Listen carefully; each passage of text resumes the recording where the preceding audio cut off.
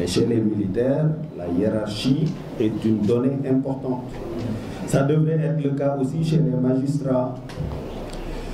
La jeune commissaire qui m'a reçu au plateau, quand on m'a transféré, je lui ai dit que vous êtes trop jeune pour être commissaire du plateau. C'est une nomination de la hiérarchie policière ou c'est une nomination de Macky Sall? Elle a souri, elle m'a dit, vous savez, pour nous, commissaires, une fois qu'on est commissaire, c'est la hiérarchie qui décide. Je lui dis, mais vous devez être derrière plusieurs commissaires plus expérimentés que vous, plus gradés peut-être que vous. Vous êtes jeune, brillante en apparence, mais ce poste-là ne me paraît pas adapté pour vous. Elle a souri, et la discussion s'est arrêtée là, mais elle est restée une très bonne amie. Donc, les forces de sécurité et de défense ne sont pas nos ennemis, ne sont pas nos adversaires. Ce sont nos forces, à nous, de sécurité et de défense. Elles ne doivent obéir qu'à la loi et à la Constitution, pas à un homme qui est un triple violeur constitutionnel, qu'il devait arrêter. Il a violé la Constitution en son article 103, puisque la Constitution, elle est claire, et c'est lui qui a introduit ça. Elle dit que la forme républicaine de l'État, la modalité d'élection, la durée et le nombre de mandats du président de la République ne sont pas susceptibles de révision. Le parrainage est une nouveauté ajoutée au mode d'élection du président de la République. Donc introduire une loi qui touche à la forme républicaine de l'État, au mode d'élection du président de la République, au nombre et à la durée de ses mandats, c'est violer la Constitution. Moi, je ne parle pas encore du débat sur le parrainage, ceci ou cela. Je dis, monsieur le président de la République a violé la Constitution dont il a la garde. C'est tout. C'est ça le débat, c'est ça le sujet. Le parrainage, c'est un détail. Mais le président de la République, supposé gardien de la Constitution, l'a violé. Si vous confiez votre fille à quelqu'un qui la viole, il n'est plus digne de vous diriger. Il n'est plus digne de confiance. Voilà ce que je dis, moi. C'est ça le sujet.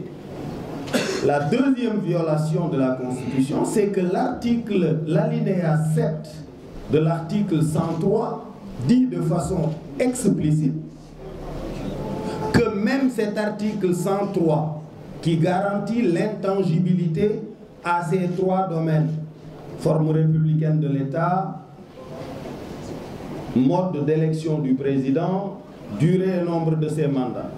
Cet article 103 lui-même n'est pas susceptible de révision. C'est-à-dire l'article 103 se protège lui-même de la possibilité de révision.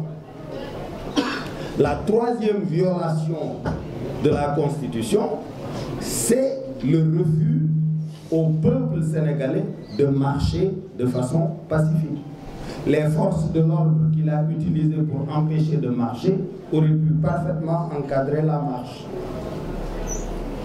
Voilà, on a à la tête du Sénégal un triple violeur constitutionnel.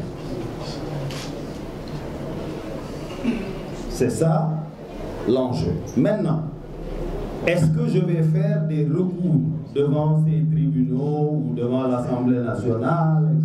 Non, je ne le ferai pas. Pourquoi? Puisque j'estime, malgré l'existence de quelques très bons magistrats, honnêtes, rigoureux, qui souffrent de l'état de leur magistrature, malgré eux, force est de constater que l'institution judiciaire comme le Parlement se sont prosternés devant l'exécutif. Du coup, ces deux pouvoirs-là ne sont plus dignes de ma confiance. Alors, qu'est-ce qui me reste comme voie de recours? les juridictions extérieures.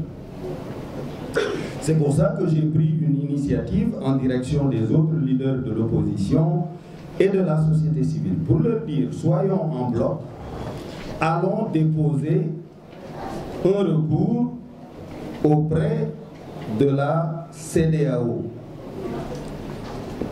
Pas sous l'angle de la violation de la Constitution et tout ça, c'est compliqué. Mais sous l'angle de la rupture d'égalité des citoyens devant un certain nombre de droits. Et je m'appuie sur une jurisprudence. Vous savez que l'article 57 du projet de réforme du Code électoral prévoit désormais que tout Sénégalais qui veut présenter sa candidature à l'élection présidentielle doit aussi être un électeur. C'est ça, non? Il parle de Sénégalais électeurs. Ce n'est plus seulement la nationalité, etc. Alors, c'est très subtil. Mais ajouter à la condition de nationalité celle d'électeur est contraire au droit de chaque citoyen de participer à la gestion des affaires publiques. C'est introduire une discrimination entre les citoyens inscrits sur les listes électorales et les autres qui ont la liberté de ne pas figurer sur les listes électorales. Le vote n'est pas obligatoire au Sénégal. Donc, être sur la liste électorale n'est pas obligatoire. Et c'est un droit qui est distinct du droit d'être candidat pour dire « je veux diriger le Sénégal ». En vertu de quoi on discriminerait ceux qui choisissent de ne pas figurer sur la liste électorale, mais qui choisissent d'être candidats à l'élection présidentielle. C'est cette discrimination-là que j'entends attaquer devant la CEDEAO.